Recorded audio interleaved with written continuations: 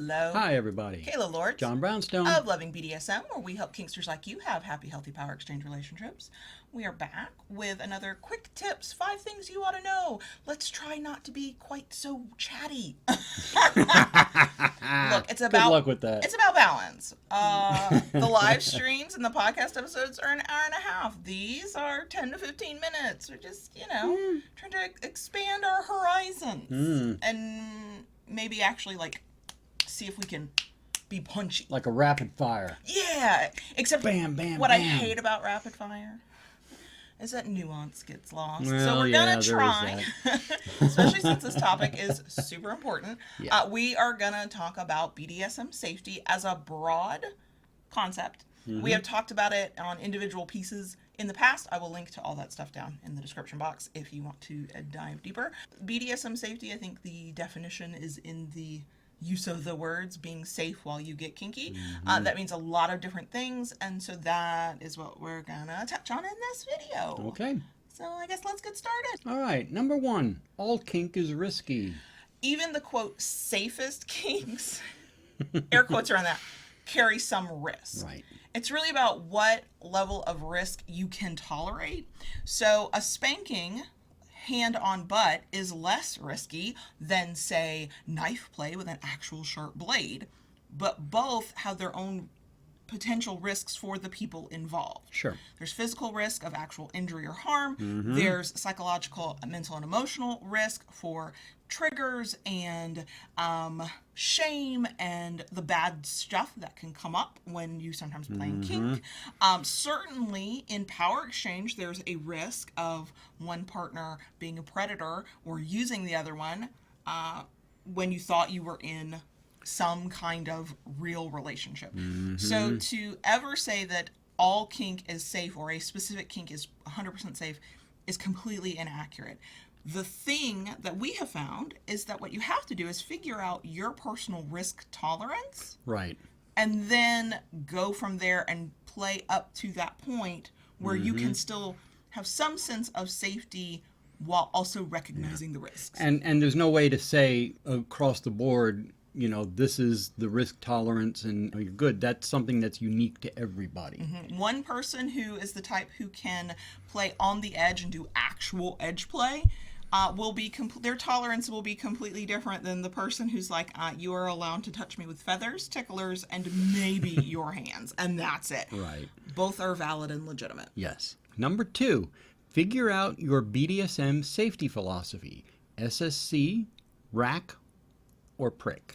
So the old school SSC, safe, sane, and consensual, it's the one we say that we follow, but when we get into the other two, we're probably more in that line. We just use safe, sane, and consensual because that's what we sort of are raised up with in the BDSM world. That is, by some people's measures, considered a little old-fashioned, a little outdated. That's why we have rack and prick. Because what does safety mean? Well, that's different for everybody. Sane is certainly subjective, and consensual is broad, but if you don't both agree on what safe and sane mean, are you really consenting? Right. So the next one up from that is rack, risk-aware consensual kink. This is probably more where we fall into line. Risk-aware means you understand the risks of what you're doing. Part of the learning process in BDSM is not just learning how to do it or how it works and what the toys are, but also what the risks are, how to keep yourself safe, what to do if something goes wrong. Consensual kink, the definition is right there in the title. Prick, which I always have to write down because I always forget it, is personal responsibility informed consensual kink. So personal responsibility is I am taking ownership of myself, and I know what I am getting into, and I understand that I am taking on risks, even if, as the submissive over here, you are doing the things to me. Correct. Informed is like one step up from risk aware. Informed means you know what the heck's going on. It is not safe for a bottom or submissive to go, I don't have to know how this stuff works. I'm just going to let my partner do what they do. That means you're not informed, you're not taking personal responsibility, you're also not risk aware because you're allowing things to happen to you without at least learning what they're about. Right. What any of these, whichever one of these three you follow, or even if there's more out there. Sure. I mean, the baseline is whether you're top, whether you're bottom, whether you're sadist, whether you're masochist, either side of the slash, educate yourself, understand, the kink that you're getting involved in. Right. That's how you keep yourself safe, because it's not just about feeling like you have an idea of who this partner is and that they will play safe. You need to know kind of, and I say kind of as a submissive or bottom. I might not need to know or feel the need to know the actual technique, but I need to have an understanding of what you're about to do when you pick up a paddle or a cane or you pour hot wax on me, so that one, I can provide feedback if things go wrong. Two, I can see potential dangers either in a potential partner that I'm considering if I want to play with, or if I'm in the middle of a scene and something has gone completely off the rails with somebody. Feeling unsafe and being unsafe are not always mutually exclusive, but they're not always the exact same thing. Sometimes you feel unsafe because you don't know what to expect and you don't know what's going to happen. So prick is the evolution of rack, where it is your individual responsibility to have an understanding of what you're getting involved in, even if you are not the giver or doer of the thing and you're on the receiving end.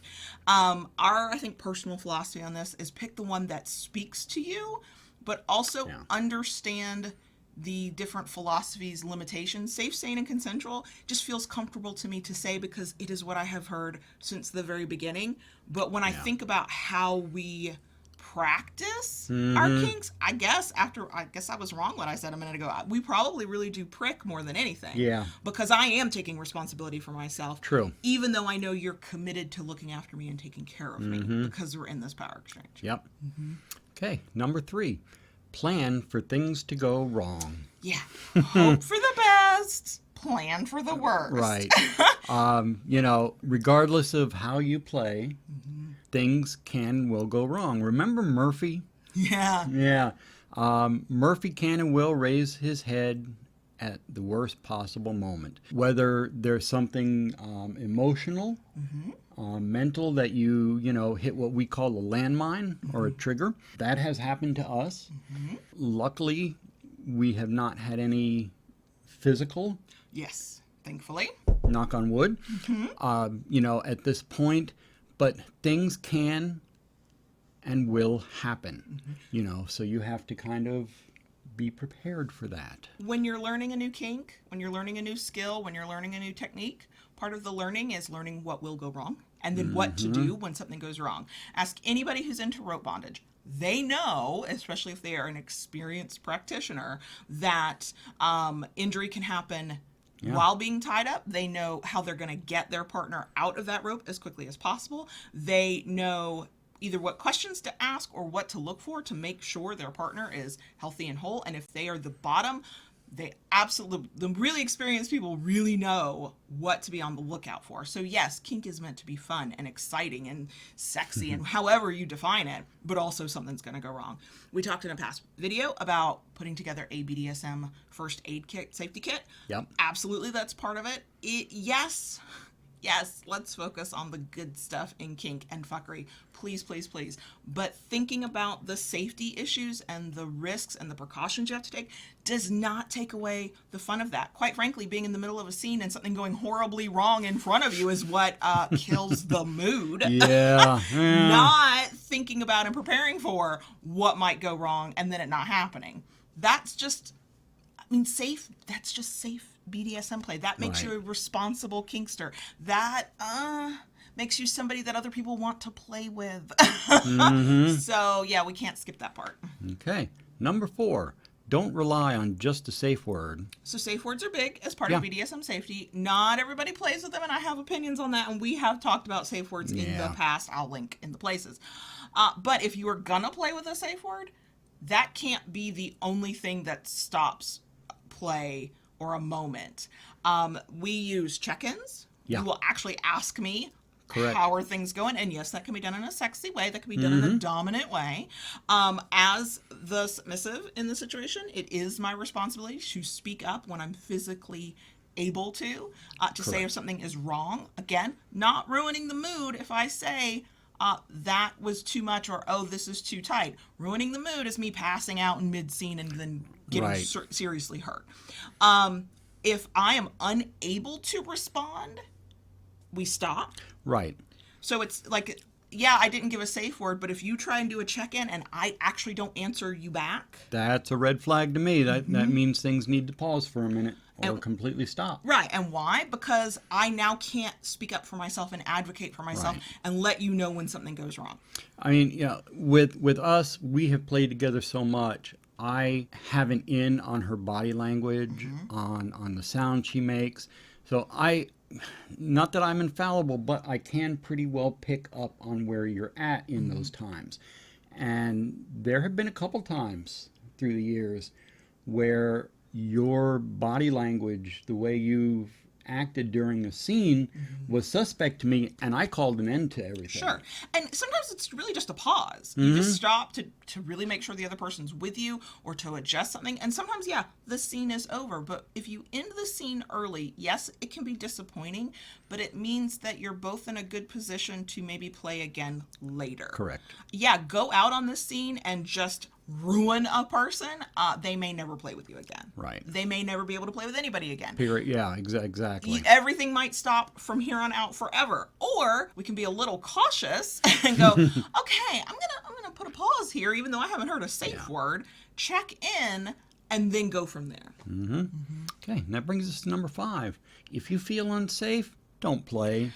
I see this too often where people get into negotiations for play, whether they're submissive or bottom, and they get to a certain point where things are actually being actively planned. Maybe you're there, you're naked, you're like ready to go.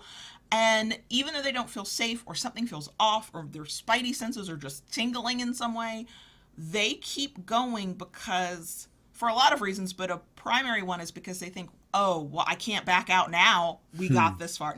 No, baby, you can back out whenever the fuck you need to. Yep. First of all, that's what safe words are for. That's backing out in mid-scene if you need to. But also, listen to what your instincts, gut, however you like to think of it, the universe, whatever. Pay attention to the signs. And if something within you is like, no, I don't feel safe, something doesn't feel right, don't. Take care of yourself first. Will that person be disappointed? Yeah, probably.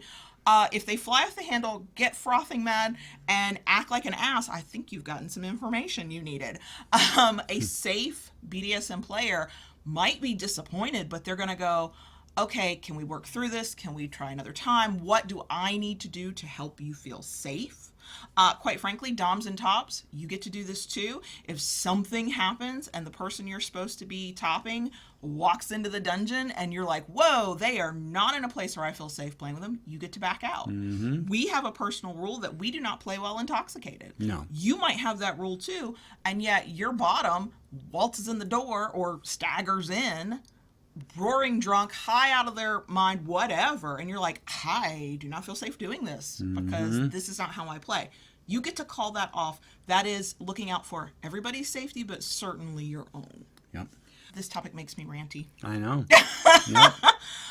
We have lots of thoughts and feels. And the thing to remember is from the very thing we said in number 1, your risk tolerance will be different from our risk tolerance. Sure. We do not have an overly high risk tolerance. We are very, I don't know if it's just because we're older now or if it's just how we're wired. I don't know, but it's like I know what can go wrong. And sometimes I'm like, I can live with that risk. But most of the time, I'm like, no. So the safety tips we believe in, and I've been ranting about for the past several minutes, might be too low for your risk tolerance, might be too high, might be a little too strict. That's okay. Acknowledging the need for safety is extremely important. Figuring out your own risk tolerance, very important. And also respecting your partner's risk tolerance is very important. And you play with another person within that Venn diagram of where your risk tolerance overlaps with their risk tolerance. And that's the best way to keep yourself safe. Absolutely. So, I could keep going on. We've done this subject many times. Links in all the places. But I'm going to stop. If you have thoughts on BDSM safety and precautions you take and things you've seen and tips you'd like to share, definitely drop those in the comments below. If you want to dive into this topic, check the description box for all the links and all the things we've already said about this in the past. There are plenty of rants there as well. And that is it for us this time. If you enjoyed this video, we love a thumbs up. If you liked it enough to come back for more, please consider subscribing. And once you subscribe, go ahead and ring that notification bell so you get updates and new content. Sure. And if you really like what we do and want to help us do more of it and get content you're not going to get anywhere else, you can join us on Patreon at patreon.com/KaylaLords. Bye.